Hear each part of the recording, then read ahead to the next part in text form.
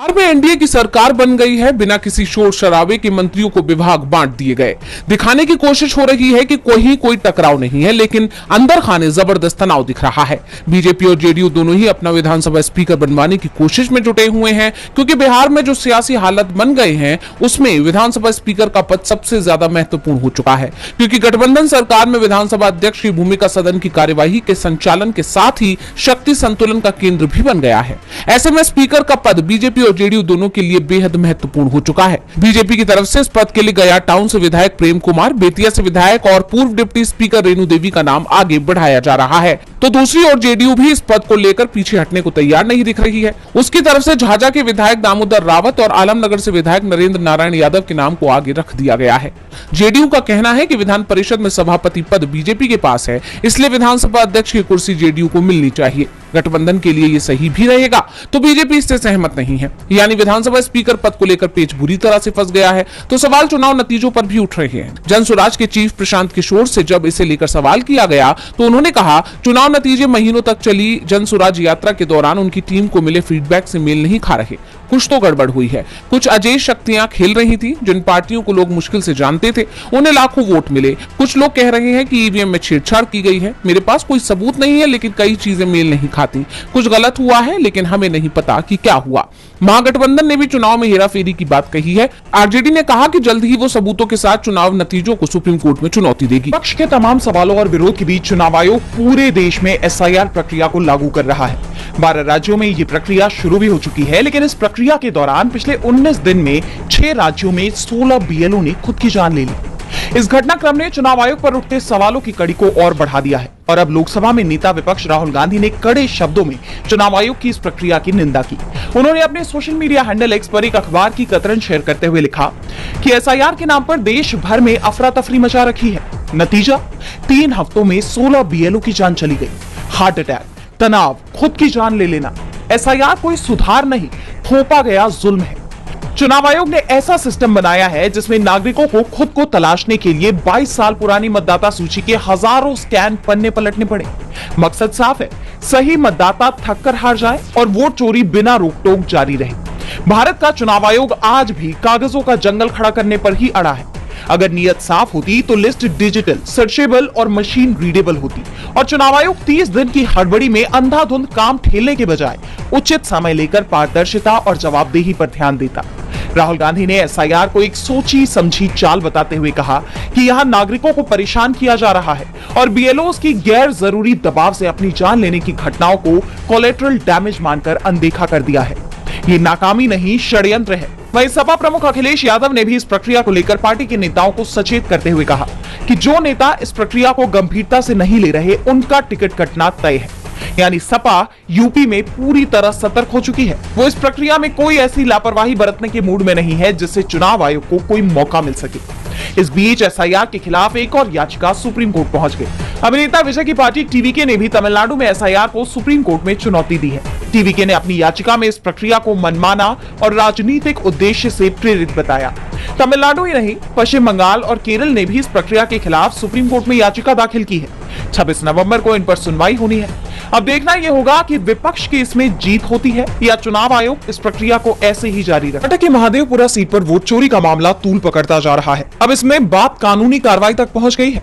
लोकसभा में नेता विपक्ष राहुल गांधी ने अगस्त में इस बात का खुलासा किया था कि बेंगलुरु के महादेवपुरा विधानसभा क्षेत्र में वोट चोरी हुई है और अब इसे लेकर बेंगलुरु सेंट्रल की कांग्रेस की महिला इकाई की अध्यक्ष वाई विनोदा ने व्हाइटफील्ड पुलिस स्टेशन में शिकायत दर्ज कराई है। शिकायत में कहा गया कि सार्वजनिक रूप से उपलब्ध डेटा के मुताबिक 2024 के लोकसभा चुनावों से पहले महादेवपुरा विधानसभा क्षेत्र की वोटर लिस्ट में बड़ी संख्या में फर्जी वोटरों के नाम जोड़े गए थे। ऐसा क्षेत्र के लोगों के चुनावी फैसले में हेरफेर करने के लिए किया गया था। बड़ी संख्या में फर्जी मतदाताओं का जुड़ना अधिकारियों, एक राजनीतिक दल और निजी व्यक्तियों के बीच साठगांठ के बिना मुमकिन ही नहीं है। यानी उन्होंने इस पूरे घटनाक्रम में चुनाव आयोग और बीजेपी की संलिप्तता के आरोप लगाए, जिसके बाद पुलिस ने भी धोखा और जालसाजी के आरोपों के साथ साथ जनप्रतिनिधित्व अधिनियम की धारा 129 के तहत भी एफआईआर दर्ज की है। अब बात करें राहुल गांधी के खुलासे की, तो उन्होंने पूरे आंकड़ों के साथ बताया कि बीजेपी ने 2024 के लोकसभा चुनावों से पहले बेंगलुरु सेंट्रल सीट पर जीत हासिल करने के लिए महादेवपुरा में गलत तरीके से 1 लाख वोट जोड़े थे। इनमें से 11,965 फर्जी मतदाता थे, 40,009 फर्जी पते वाले मतदाता थे और 10,452 मतदाता निर्वाचन क्षेत्र के अलग अलग पतों पर थे। राहुल के आरोपों के बाद अब कांग्रेस कार्यकर्ता की शिकायत ने पूरे मामले को कानूनी मोड़ दे दिया है। अब देखना यह होगा कि इसमें कोई कार्रवाई होती है या नहीं। लेकिन जिस तरह वोट चोरी के खिलाफ विपक्ष का अभियान लगातार मजबूत होता दिखाई दे रहा है, उससे चुनाव आयोग और बीजेपी की नींद जरूर उड़ी हुई। डिप्टी सीएम और एनसीपी अजीत गुट के प्रमुख अजीत पवार के एक बयान को लेकर विवाद खड़ा हो गया है। पुणे जिले के मालेगांव में नगर पंचायत चुनाव प्रचार के दौरान उन्होंने वोटर से कुछ ऐसा कह दिया जिसे लेकर अब बवाल मच गया है। उन्होंने प्रचार के दौरान वोटर से सीधे तौर पर कहा कि अगर वो उनकी पार्टी के उम्मीदवारों को चुनते हैं तो फिर वो भी सुनिश्चित करेंगे कि शहर के विकास के लिए फंड्स की कोई कमी ना हो, लेकिन अगर वोटर्स ने उनके उम्मीदवारों को स्वीकार नहीं किया तो फिर वो भी फंड्स मुहैया नहीं कराएंगे। पवार ने कहा, अगर आप एनसीपी के सभी 18 उम्मीदवारों को चुनते हैं तो मैं सुनिश्चित करूंगा कि धन की कोई कमी ना हो। अगर आप सभी 18 उम्मीदवारों को चुनते हैं तो मैं अपना वादा पूरा करने के लिए प्रतिबद्ध हूँ, लेकिन अगर आप मना करोगे तो फिर मैं भी मना कर दूंगा। आपके पास वोट है, मेरे पास विकास कार्य के लिए पैसा है। पवार के इस बयान को सीधे तौर पर वोटर्स के प्रति धमकी के तौर पर देखा जा रहा है। इस बयान की विपक्षी दलों ने आलोचना की है और अजित पवार को आड़े हाथों लिया है। शिवसेना यूपीटी के नेता अंबादास दानवे ने कहा कि ये धनराशि आम लोगों की तरफ से दिए गए टैक्सेस से आती है, न कि अजित पवार के घर से। अगर पवार जैसे नेता वोटरों को धमका रहे हैं तो चुनाव आयोग क्या कर रहा है? विपक्ष का साफ कहना है कि वोटर्स को विकास कार्यों के लिए मिलने वाले संवैधानिक अधिकार से वंचित करने की धमकी देना लोकतंत्र के सिद्धांतों के खिलाफ है। मालेगांव नगर पंचायत चुनाव के लिए वोटिंग 2 दिसंबर को होनी है, जहां अजित पवार की एनसीपी और बीजेपी ने गठबंधन किया है।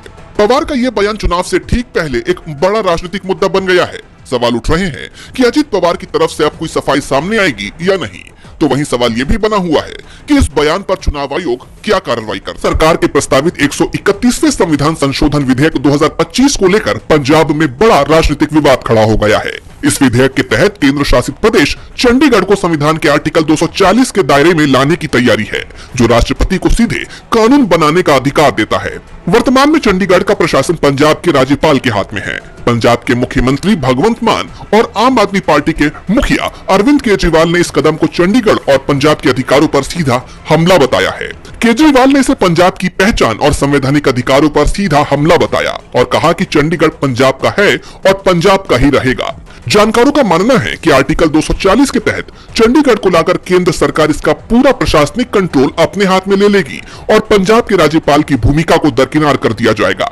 विवाद बढ़ने पर केंद्रीय गृह मंत्रालय ने सफाई जारी की। मंत्रालय ने कहा, चंडीगढ़ के लिए कानून बनाने की प्रक्रिया को सरल बनाने का प्रस्ताव अभी केवल विचाराधीन है और इस पर कोई अंतिम निर्णय नहीं लिया गया है।